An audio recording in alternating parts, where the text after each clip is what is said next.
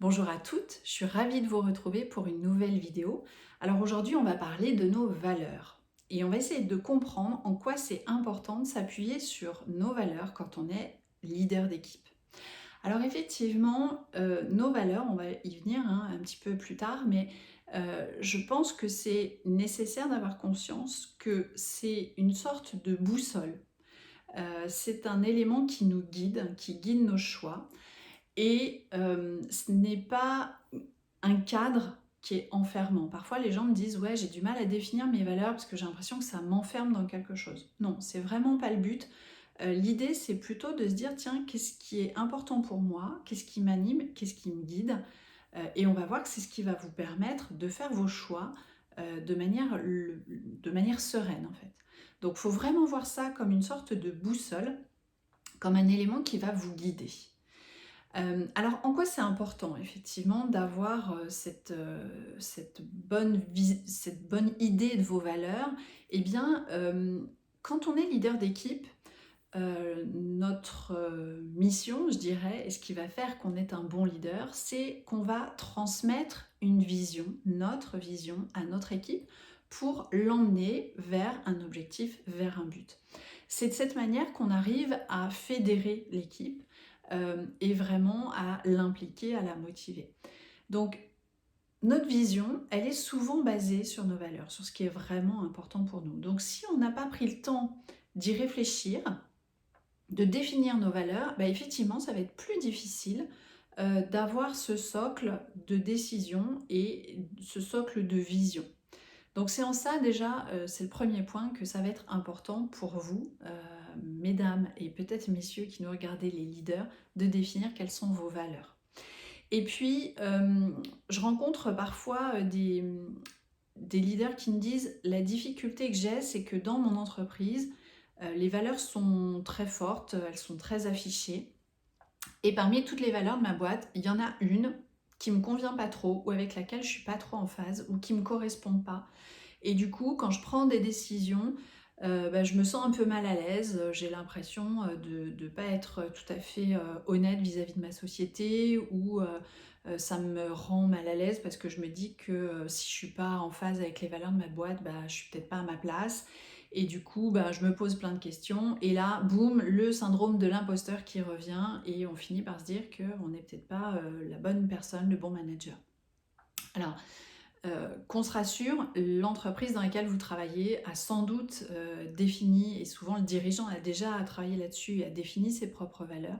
Si vous êtes manager, directeur dans une entreprise, vous n'avez peut-être pas toutes les mêmes valeurs que votre boîte. Ça ne veut pas dire pour autant que vous n'êtes pas en phase. Ce qui est important, c'est que vous soyez d'accord, je dirais, sur les grandes lignes et que vous alliez dans la même direction. Mais rien n'empêche que certaines de vos valeurs soient différentes de celles de votre entreprise. Et encore une fois, vous n'êtes pas obligé de vous calquer exclusivement sur les valeurs de votre boîte, mais c'est aussi de pouvoir définir quelles sont les vôtres. Donc ça, c'était le premier point qui me paraissait important. Alors on pourrait se dire, ouais, ok, mais concrètement, à quoi ça sert? La première chose, c'est que ça va vous aider pour mieux vous connaître. Et au mieux vous vous connaissez, au plus c'est facile de savoir ce que vous acceptez, ce que vous n'acceptez pas, ce à quoi vous dites oui et ce à quoi vous dites non. Et parfois quand on est manager, quand on est leader d'équipe, eh bien c'est pas toujours évident de prendre des décisions, parce que des décisions on doit en prendre tout le temps, de savoir si cette décision c'est la bonne pour cette équipe à ce moment-là, pour l'entreprise.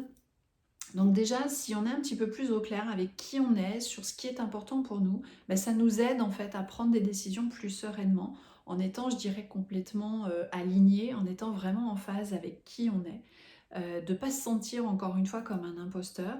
Et ça va nous aider à guider notre équipe, encore une fois. Donc ça, c'est vraiment important de mieux se connaître, d'arriver à faire ses choix en conscience, d'arriver aussi à savoir dire non un peu plus facilement et voilà, de se sentir plus serein globalement dans son rôle de leader. Donc ça, c'est le premier élément. Le deuxième élément, je dirais que ça fait partie de vos piliers. En coaching, quand j'accompagne mes clients, souvent je les fais travailler sur leurs 7 piliers. Des éléments qui sont vraiment importants, qui sont fondamentaux pour arriver à mieux se connaître et donc à avoir davantage confiance en soi, parce que c'est important, si je fais un peu, si je prends une image, c'est un petit peu comme si une maison, on la construisait sans faire de fondation. Au bout d'un moment, la maison, le terrain va bouger et du coup les murs vont se fissurer, les fenêtres vont se casser, il va y avoir des tas de problèmes. Là, c'est un petit peu la même chose. Au fur et à mesure où vous avancez dans votre parcours, où vous allez prendre des décisions, si vous ne savez pas précisément pourquoi vous prenez ces décisions, ce qui est important pour vous, quelles sont vos valeurs, il y a des chances pour que vous vous trompiez et qu'à certains moments, vous vous sentiez pas du tout à l'aise, pas du tout serein, peut-être même que vous ayez des phases d'inquiétude ou d'angoisse même. Donc ça, c'est important aussi de bien se connaître et d'avoir ces valeurs en tête pour se dire ça fait partie de mes fondamentaux, de mes bases et c'est ce qui me définit en tant que personne. Et chacun est différent, donc on a tous forcément un certain nombre de valeurs communes, mais on en a peut-être aussi plein qui sont différents et c'est bien de pouvoir les identifier. Voilà, et puis un dernier point aussi que je voulais noter, c'est de vous aider parfois à traverser des situations qui vous mettent en colère. Pourquoi? Parce qu'en fait, souvent, quand on est en colère, quand il y a quelque chose qui nous énerve ou qui nous agace, c'est que l'une de nos valeurs vient d'être piétinée ou bafouée, même carrément. Alors, soit par quelqu'un, soit des fois par nous-mêmes, ça peut arriver. Et donc, souvent, c'est ce qui fait monter la colère. Donc, le fait de mieux comprendre ce qui nous anime, ce qui est important pour nous, comment on fonctionne, quelles sont nos valeurs principales, eh bien, effectivement, ça va vous aider plus facilement à gérer les situations difficiles et à faire redescendre, par exemple, la colère ou l'agacement. Alors maintenant, c'est bien beau, mais comment on fait? Donc, la première chose, moi, je vous invite à vous poser, de prendre quelques minutes et de vous dire qu'est-ce qui est important pour moi dans ma vie. C'est pas forcément que dans votre travail d'ailleurs, hein, c'est vraiment dans votre vie de tous les jours. Qu'est-ce qui m'anime? Est-ce que moi je sens que j'ai besoin de liberté pour me sentir bien, pour bien fonctionner? Est-ce que je sens que pour moi c'est important que les gens s'impliquent dans leur travail, dans ce qu'ils font, qu'ils soient honnêtes, etc., etc. Donc ça va vous aider en fait à définir vos valeurs. Et puis ce qui peut être intéressant, c'est en deuxième étape, une fois que vous les avez écrites, c'est de les hiérarchiser en disant laquelle est la plus importante. Un peu en mode match. Si je prends les deux premières, si elles devaient être un peu dans un match en concurrence, laquelle gagnerait?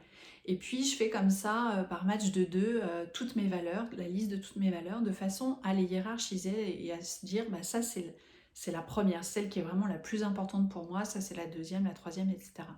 Pourquoi? Parce qu'en fait, dans certaines situations, vous pouvez vous retrouver à avoir deux de vos valeurs qui sont en opposition. Et à un moment donné, pour choisir, il faut que vous sachiez ce qui est le plus important pour vous. Donc, on le fait souvent un peu inconsciemment, mais le fait de l'écrire, d'en prendre pleinement conscience, ça va vous faire gagner vraiment beaucoup de temps et surtout beaucoup de sérénité et d'énergie. Donc ça peut être vraiment très intéressant. Et puis finalement, le papier, le carnet ou la note sur votre ordinateur que vous aurez choisi pour noter ces valeurs, c'est bien de la garder sous le coude et de la reconsulter régulièrement. Parce que, encore une fois, à certains moments, on peut se dire, tiens, je prends plein de décisions, il faut aller vite, vite, vite, j'ai plein d'objectifs. Sauf que si j'oublie peut-être en chemin ce qui est vraiment important pour moi, je vais peut-être me perdre dans mes décisions, je vais peut-être faire des choses qui ne me correspondent pas, du coup je vais me sentir mal, je vais peut-être avoir du mal à continuer mon parcours et c'est là qu'on peut se retrouver en difficulté. Donc vraiment c'est important régulièrement aussi de les revisiter, de les relire. Elles vont peut-être aussi évoluer dans le temps et c'est normal, c'est ok, on n'a pas forcément les mêmes valeurs à 20 ans qu'à 40 ans, les choses évoluent dans notre vie, donc nos valeurs aussi. Mais c'est intéressant en tout cas de pouvoir les relire et les revisiter.